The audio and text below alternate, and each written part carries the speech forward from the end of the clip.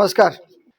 माझे मित्र रवी करंदीकर ज्यांनी माझे 3 YouTube वरती व्हिडिओ घेतले, त्याला लाखभर व्ह्यूअरशिप आहे, त्यांना मी आज मुद्दामून बोलवलंय. कारण तुमच्यापाशी मी जे बोलणार आहे ते अत्यंत महत्त्वाचं आहे आणि जे आलेले नाहीयेत त्यांना तुम्ही हे सांगू शकता. ज्या ज्या गोष्टीला बिल्डर हे जमणार नाही म्हणू शकतो ती संधी त्यांची बंद केली.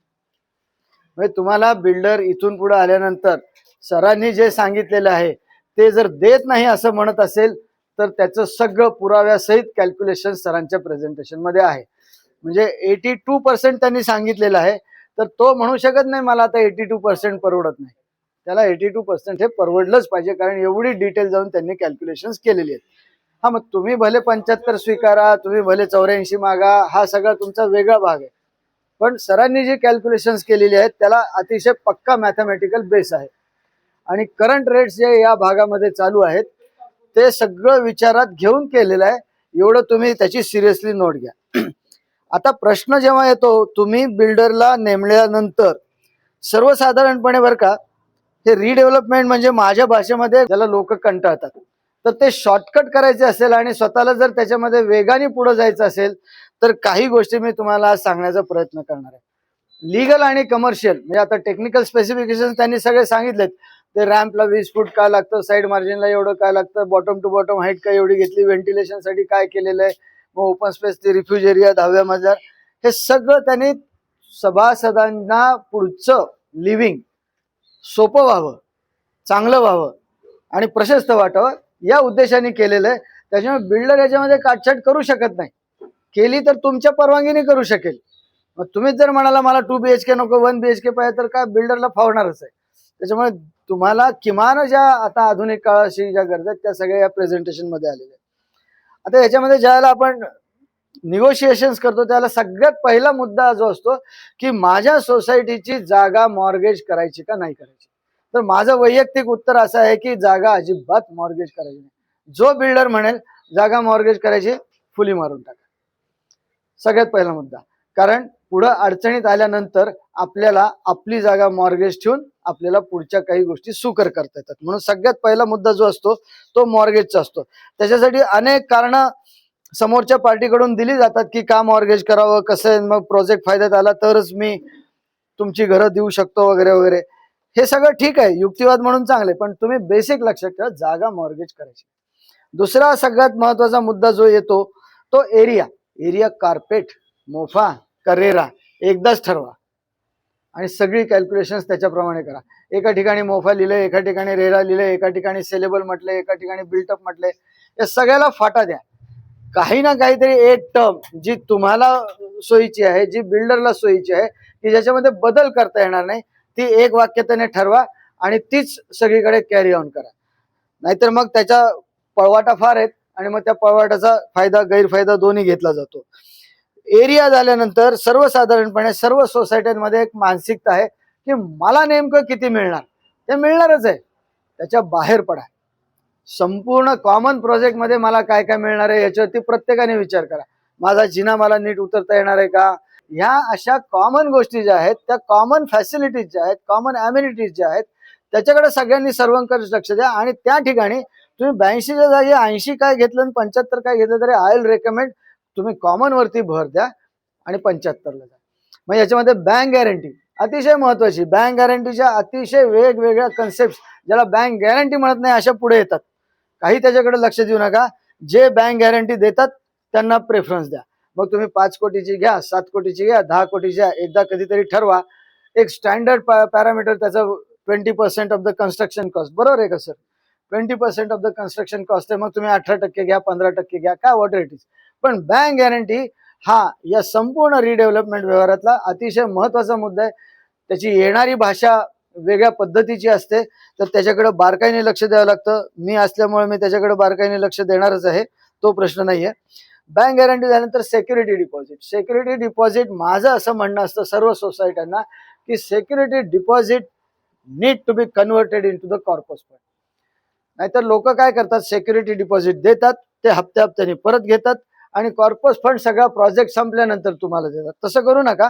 जे सिक्युरिटी डिपॉझिट आहे आणि जे कॉर्पस फंड आहे त्याचा जो काही ताळमेळ घालायचा तो घाला, पण सिक्युरिटी डिपॉझिट परत देण्याची कुठलीही प्रोव्हिजन डेव्हलपमेंट अग्रीमेंट मध्ये, लेटर ऑफ इंटेंट मध्ये, एमओयू मध्ये अजिबात ठेवू नका. ते तुमच्याकडेच सिक्युरिटी डिपॉझिट राहायला पाहिजे.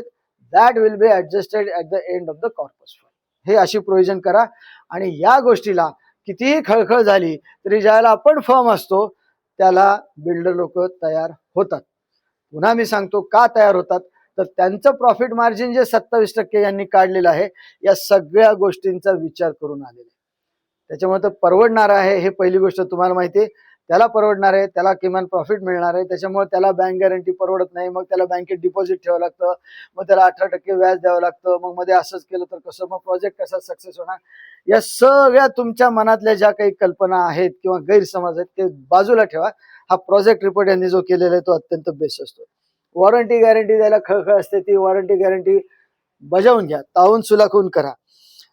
त्यानंतर भाडं तुमचं जे असतं, भाड्यामध्ये तो सुद्धा भाडं की आता ते डेव्हलपमेंट अग्रीमेंट करताना की तुम्ही एक्झॅक्टली कधी सँक्शन करणार. आज आम्ही तुम्हाला निवडलं, सँक्शन कधी करणार, ती सँक्शनची जर प्रोसेस 1 वर्षाच्या पुढे गेली तर जे ठरवलेलं भाडं असतं ते बाजारपेठेमध्ये वाढलेलं असतं. त्याच्यामुळे तोही, आणि मग त्या सँक्शनला सुद्धा पेनल्टी लावायची का, कॉम्पेन्सेशन लावायचं का, काय करायचं याचा विचार डेव्हलपमेंट अग्रीमेंटमध्ये करा. सगळ्यात महत्वाचा मुद्दा असतो की अलीकडच्या काळामध्ये बहुतेक सगळे बिल्डर्स LLP करतात. त्याच्यामुळे त्यांचं गेल्या 3 वर्षाचं ट्रॅक रेकॉर्ड उपलब्ध नसतं. आता आम्ही 3 जण आहोत, तिघही आम्ही सक्षम आहोत, पण आमच्या तिघांची एकत्र कंपनी नाही. मग आम्ही काय करणार, एक LLP तयार करणार. LLP ला कुठं भांडवल आहे, आता आम्ही जेवढं घातलं तेवढं. माझं ट्रॅक रेकॉर्ड कुठे प्रॉफिटचं आमच्या LLP कंपनीचं नाहीये. LLP जर निवडायचं असेल तर इंडिव्हिज्युअल 3 वर्षाचे बॅलन्स शीट्स कंपल्सरी मागा.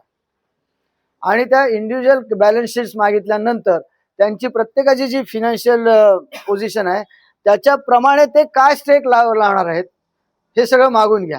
म्हणजे त्यांना जो काही फिनान्स अवेलेबल होणार आहे तो त्यांचा स्वतःचा किती असणार आहे, तो उसना किती आणणार आहे, इन्व्हेस्टर्स किती टाकणार आहेत, नंतर विकत घेणारे जे कोणी पर्चेसर त्यांच्याकडून कसं येणार आहे, बँकचं प्रोजेक्ट लोन होणार आहे का नाही होणार आहे, ते कुठल्या पद्धतीने होणार आहे, या सर्व गोष्टीची ड्राफ्ट डेव्हलपमेंट अग्रीमेंटचं फायनल करण्याच्या पूर्वीच पूर्ण त्यांच्याकडनं लेखी घ्या. मग ते सगळं पूर्ण घेतल्यानंतरच मग त्याच्यावरती विश्वास ठेवा. असं म्हणतात बिझनेस कम्युनिटीमध्ये, वडिलांनी जर सांगितलं की माझ्याकडे 100 आहे तर मुलगा म्हणतो बॅलन्स शीट दाखवा. तेच तुम्ही करा. त्यांनी जर सांगितलं माझ्याकडे भरपूर पैसे, तर भरपूर कुठे ते दाखव. भरपूरची व्याख्या सांग, 10 रुपये आहेत का 10 कोटी. नाहीतर मला वाटायचं 10 रुपये भरपूर आहेत आणि त्यांना वाटायचं 10 कोटी कमी आहेत किंवा उलट काय. तर ते जे काय आहेत ते किती पैसे आहेत, भरपूर आहेत ते दाखवा आणि त्याच्यानंतर ते कसे आहेत ते दाखवा.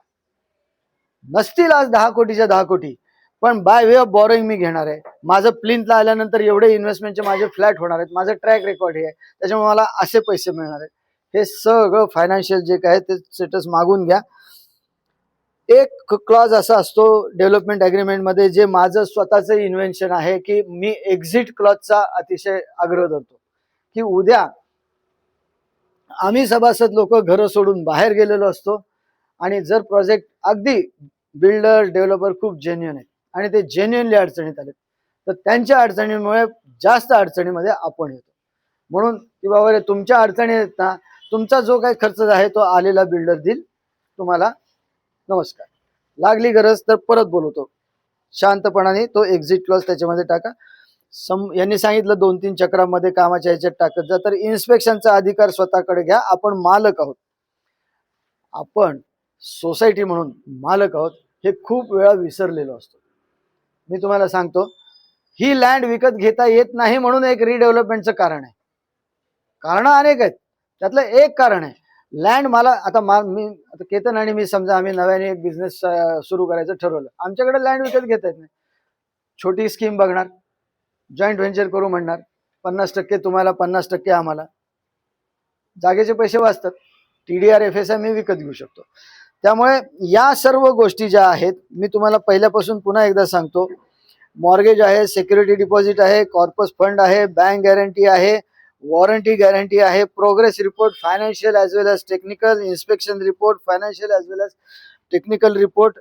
आपण मालक असल्यामुळे कायम जागा ही आपल्याच ताब्यात असणार आहे. याचा जरी कायद्याने ते आपल्या बाजूला असलं तरी त्या कॉन्ट्रॅक्टमध्ये स्पष्टपणाने उल्लेख करा की we are the owners of the land and we we in a sense any of our member with intimation. असं नका करू की गेलं आणि वरनं काहीतरी पडलं आणि मग आता असं नको. तर की काय काय बाबा काय काम चालू आहे, काय नाही, रिस्क आहे का नाही हे बघून with intimation each and everything check करा. तुम्ही जेवढे सजग असाल, तुम्ही जेवढे सक्षम असाल, तरच प्रोजेक्ट सक्सेस होईल. तुमचं काहीतरी 10 कोटीच्या संदर्भामध्ये ऍडजस्टमेंटचं काहीतरी बोलणं झालेलं ही फार चांगली गोष्ट आहे. म्हणजे तुम्ही तो स्टेक लावायला तयार आहे. माझं असं म्हणणं आहे याच्या पुढे जाऊन आत्ताच तुम्ही काहीतरी पर पर्सन 5,000, 10,000, 15,000, 50,000, 10 लाख, 10 लाख कोणी देणार नाही पण काही पैसे जमा करा. क्रायसिसच्या वेळात तेच तुम्हाला उपयोगाला येईल. त्यावेळेला कुणाकडे मागावं लागणार नाही. समजा चुकून मागून क्रायसिस झाला आणि हे साहेब आले यांच्याकडं की मला तुम्ही आता 10,000 रुपये कॉन्ट्रीब्युट द्या, हे म्हणणार मी सांगत होतो ना त्यावेळेला, आता नाही देणार. मग तिथे आपली भांडणं सुरू होतात. त्यामुळे स्वतःचा कॉर्पस फंड एका क्रायसिससाठी तयार करा. मी तुम्हाला उदाहरण म्हणून सांगतो. तुम्ही सिक्युरिटी डिपॉझिट समजा काही घेतलेलं आहे आणि समजा एक 2 वर्षाचं, 4 वर्ष म्हणले सर, 4 वर्षाचं शेड्यूल आहे. 2 वर्षानंतर या ना त्या कारणाने, ज्याला वकील येतो ना त्याला तो वर्स्ट कम वर्स्ट सिच्युएशनचा विचार करतो. या ना त्या कारणाने जर तुमचं समजा प्रोजेक्ट बंद पडला, रखडला, तात्पुरता बंद झाला, तर आपण असतो घराबाहेर. बिल्डर फायनान्शियल जर अडचणीमध्ये आला तर आपलं रेंट पुढचं मिळत नाही. म्हणून ते सिक्युरिटी डिपॉझिट जर तुमच्याकडे असेल तर तिथून पुढची 2 वर्ष, 3 वर्ष, 4 वर्ष तुम्ही व्यवस्थितपणाने रेंटवरती राहू शकता. आणि दरम्यानच्या काळात आहे या बिल्डरची अडचण तो कसा सोडवतोय, त्यालाच कंटिन्यू करायचंय का, त्याला असिस्ट करायचंय का, त्याला बदलायचंय का, या सगळ्या गोष्टींचा व्यवस्थित पुढच्या 3-4 महिन्यामध्ये विचार करून तो प्रोजेक्ट तुम्ही को प्रमोटर म्हणून मार्गी लावू शकता. कायद्याने तुम्ही को प्रमोटर आहात. तुम्ही एक विचार करा, रिडेव्हलपमेंट होणाऱ्या प्रोजेक्टमध्ये तुम्ही जर जाणार असाल आणि तिथल्या सभासदांनी जर काही प्रॉब्लेम क्रिएट केले तर तुम्ही पहिल्यांदा दोष देणार आहात बिल्डरला, पण जबाबदार असणार आहेत सभासद. त्यामुळे कंझ्युमरच्या कायद्याच्या खाली गेलं तर तुम्हाला सोसायटीला सुद्धा पेनल्टी आणि कॉम्पेन्सेशन लागू शकतं. हे लक्षात घ्या. त्याच्यामुळे प्रोजेक्ट सक्सेस करणं ही फक्त बिल्डरची जबाबदारी नाहीये, ही सर्व सभासदांची जबाबदारी आहे. तुम्हाला एकदा डेव्हलपमेंट अग्रीमेंट झाल्यानंतर हातात हात घालून चालावं लागतं. आणि माझं आत्ताच्या या क्षणी असं म्हणणं आहे की बिल्डरला कुठलंही त्याच्या अपॉइंटमेंटच्या संदर्भात पत्र देण्यापूर्वी, म्हणजे तुमचा झालेला ठराव देणे, तुम्ही लेटर ऑफ इंटेंट देणे, MOU वरती सह्या करणे आणि फायनली डेव्हलपमेंट अग्रीमेंट करणे, ह्याच्या ऐवजी डेव्हलपमेंट अग्रीमेंट पूर्ण निगोशिएट करा. सर्व अमाऊंट्स निगोशिएट करा. सिक्युरिटी अमाऊंट निगोशिएट करा, मॉर्गेज क्लॉज निगोशिएट करा, बँक गॅरंटी निगोशिएट करा. भले तुमची डिमांड 15ची असेल, तो म्हणणे 15 नाही 5, भले 7ला तयार व्हा, भले 10ला तयार व्हा, जे काय असेल ते प्रत्येक मुद्दा निगोशिएट करून घ्या. ड्राफ्ट डेव्हलपमेंट अग्रीमेंट तयार करा. त्याला म्हणा हे ड्राफ्ट डेव्हलपमेंट अग्रीमेंट, हे लेटर ऑफ इंटेंट, आता प्लान. आणि मग त्यावेळेला जर MOU करायचं असेल तर MOU ला एकच क्लॉज राहायला पाहिजे. हा MOU ते ड्राफ्ट डेव्हलपमेंट अग्रीमेंट मध्ये प्लान सँक्शन झाला पाहिजे. तुमचे टायटलचे जे इश्यूज आहेत, ज्या जबाबदाऱ्या तुम्हाला घ्यायच्या नाहीत, त्या स्पेसिफिकली आयदर डेव्हलपमेंट अग्रीमेंट मध्ये किंवा सेपरेट अग्रीमेंट मध्ये टाइम बाउंड लिहून घ्या. कुठेही सोडू नका. धन्यवाद.